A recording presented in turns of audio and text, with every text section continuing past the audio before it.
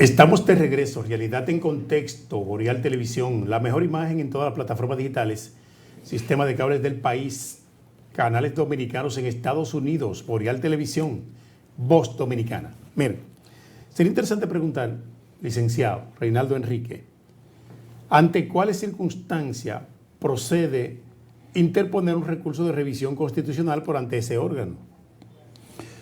Fíjese, porque hay una situación, es que por ante ese órgano lo que se interpone son acciones de inconstitucionalidad de forma directa, conforme al 185, párrafo 1 de la Constitución, ante ese órgano. Ahora bien, si usted me dice a mí que fruto de un recurso de revisión constitucional contra una sentencia con autoridad de cosa juzgada, es decir, una sentencia con carácter jurisdiccional de esas que dicta la Suprema Corte de Justicia, se pueda interponer un recurso de revisión constitucional. Entonces, quien la conocerá será el Tribunal Constitucional. Pero el recurso de revisión constitucional no se ha interpuesto de forma directa ante el Tribunal Constitucional, sino conforme al 188 de la Constitución y conforme al 51 de la Ley 137, se interpone ante el tribunal que dictó la decisión, para que luego el tribunal de cierre, que es el constitucional, pueda conocer de ese recurso de revisión. Usted está hablando de un recurso de revisión constitucional, no de una acción directa de inconstitucionalidad, que sí es la que se apodera directamente al Tribunal Constitucional. Pero está el amparo constitucional, ¿no se hace también por ante el Constitucional, el Tribunal? Pero que ya no se hace como una revisión, porque cuando usted dice el amparo constitucional, ya usted no me está hablando de una revisión. Perfecto. Usted me está hablando de una acción directa en constitucionalidad. ¿Quiénes pueden accionar, quiénes pueden interponer una revisión constitucional? ¿Quiénes? Ah, mire, interesante. ¿Una revisión o una acción? Una acción en revisión constitucional. El presidente de la República lo puede hacer conforme al 185 de la misma Constitución, pero también lo pueden hacer los diputados, también lo pueden hacer los senadores, por lo menos la tercera parte, y también lo puede hacer cualquier persona con un derecho legítimamente protegido. Efectivamente. ¿Y cuáles son las circunstancias que motivan la interposición de esta acción? Son diversas.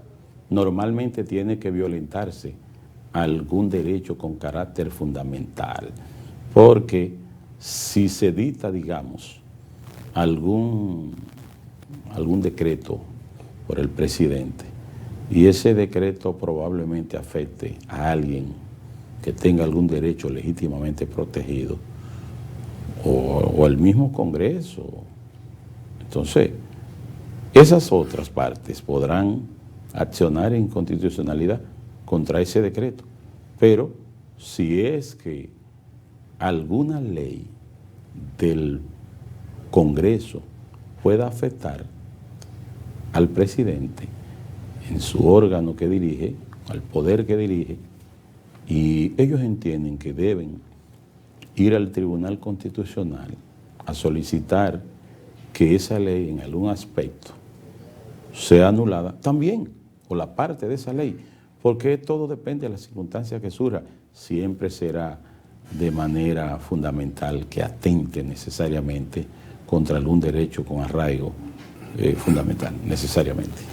¿Cuáles sentencias pueden ser recurridas por ante el Tribunal Constitucional en revisión?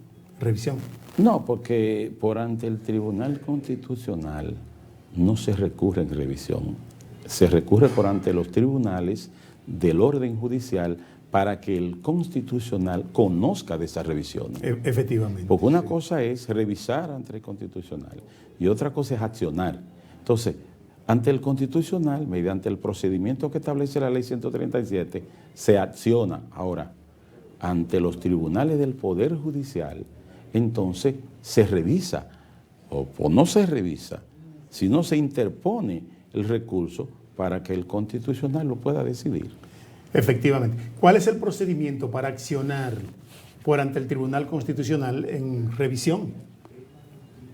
Bueno, recurrir la decisión del Tribunal del Poder Judicial que la dictó, y ese tribunal la remitirá dándole los plazos que correspondan a cada parte, si en dado caso que alguna institución pueda quebrantar algún derecho constitucional y esa parte acciona en amparo y fruto de ese amparo no tiene ganancia de causa y por vía de consecuencia tiene el interés de revisar, de recurrir en una revisión constitucional, lo hará mediante instancia por ante el tribunal que dictó esa decisión y luego se le notificará a la otra parte esa instancia con las pruebas anexas.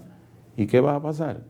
Que podrá entonces la otra parte hacer sus escritos y eso se remite posteriormente al Tribunal Constitucional para que una vez ya pueda decidir sobre ese recurso. Ahora, si usted me pregunta que cómo se acciona de forma directa al Constitucional, pues se hace una instancia de forma directa con todas las motivaciones, con todo el criterio de las violaciones de carácter constitucional y el Constitucional examina, remite, si entiende que es admisible, al Procurador General de la República, quien tendrá que dar su opinión y si no la da, de todos modos, el Constitucional la conocerá y entenderá si hay la necesidad de ser admitida o no para la celebración de un juicio y que pueda entonces establecerse todas las puntualizaciones y análisis y ponderaciones sobre los criterios constitucionales que se señalan que han sido quebrantados en esa instancia de acción principal o concentrada de constitucionalidad de algún decreto, de algún acto, de alguna norma parcial o total. Por ante el Constitucional se puede accionar en revisión respecto a todas las sentencias de los órganos jurisdiccionales. Bueno, el Tribunal Constitucional conoce de los recursos de revisión constitucional.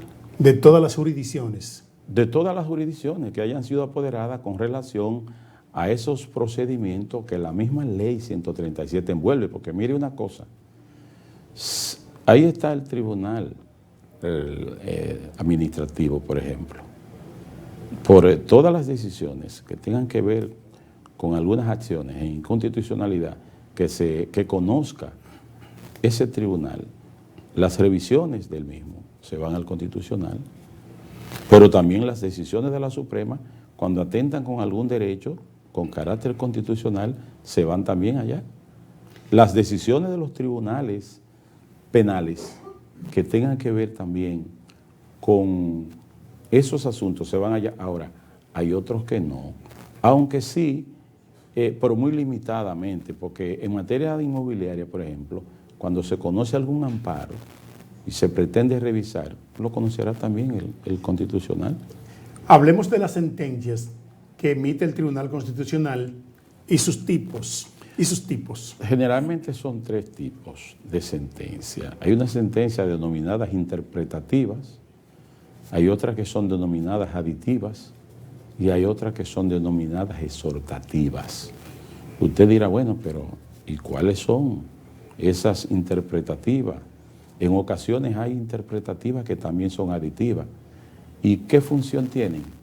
Cuando tratan de corregir alguna omisión de carácter legislativo. Por ejemplo, aquí muchas sentencias se dictan para establecer, por ejemplo, el caso de la Ley 91, la ley anterior del Colegio de Abogados, se estableció con carácter interpretativo y aditivo, dándole inclusive hasta un plazo al Congreso para que pudiera aprobar una ley mejor que esa.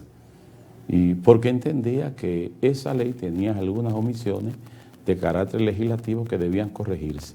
Las exhortativas también son sentencias que se pueden dictar estableciendo algunas anomalías con carácter constitucional y que también se hacen recomendaciones, porque por eso son exhortativas. Se recomienda que esto y esto, también se dan plazos de 1 año, de 2 años, etcétera. Es como quien dice, declarar anular una sentencia, pero tomando en cuenta algún tiempo establecido de forma diferida, porque esta ley es nula, pero no inmediato, sino a partir de tal tiempo. ¿Usted me entiende? ¿Y el tribunal tiene facultad para anular una sentencia de manera íntegra en todo su contenido? Sí, porque es que si esa sentencia normalmente, por ejemplo, no la sentencia en sí, porque yo diría que sería el acto que envuelve ese criterio de inconstitucionalidad. Porque recuerden una cosa, que el Tribunal Constitucional no es un tribunal del Poder Judicial y no decide el fondo de nada, sino que lo que toca más bien son los aspectos que analiza y que pondera donde se pueda establecer que la Constitución se está quebrantando. No sé si me hago entender ahí. ¿Por qué se le califica al Tribunal Constitucional como la jurisdicción suprema de interpretación de las leyes? Sí, porque como el Tribunal Constitucional es el órgano extrapoder creado como órgano de cierre, es precisamente para hacer cumplir la Constitución de la República. Es decir, para hacer que esa supremacía constitucional sea garantizada, como manda el artículo 6 de la Constitución. También se dice que es autónomo e independiente. ¿Cómo se explica eso? Sí, es autónomo e independiente porque no corresponde no es subalterno de ningún poder, porque, por ejemplo, no podemos decir que el Tribunal Constitucional obedece a un interés del Poder Ejecutivo, eso no lo podemos decir, pero ni del Legislativo ni del Judicial, sino es un tribunal especial con un rango de autonomía presupuestaria y de sus decisiones también, porque está ahí. En otros países, por ejemplo, constituye una sala dentro de la Suprema Corte de Justicia. Aquí no, aquí este es un tribunal extrapoder y que es independiente, que es autónomo y está ahí como un órgano para hacer que se cumpla la Constitución. ¿Cuántos magistrados integran el Tribunal Constitucional? Son muchos, Partiendo de un presidente, empezando por el presidente. Sí, porque eso tiene una conformación colegiada bastante amplia. Hay un pleno. Sí. Hay un pleno fuerte ahí. Usted hablaba hace un momentito del control difuso de la Constitución. Control difuso. Eso significa que ante cualquier jurisdicción que usted entienda que se está violando un derecho constitucional, un precepto constitucional, ¿usted puede invocarlo? Sí. Ante los tribunales del orden judicial, el Poder Judicial, eso de control difuso de la norma de la constitucionalidad tiene que ver con eso, de que se pueda invocar ante cualquier tribunal del Poder Judicial ese aspecto que envuelva la constitucionalidad de algún acto, de alguna norma, de alguna ley, de algún decreto. ¿Cómo son adoptadas? Bueno, vamos a hacerlo después de la pausa, me están mandando a la pausa. Regresamos en breve.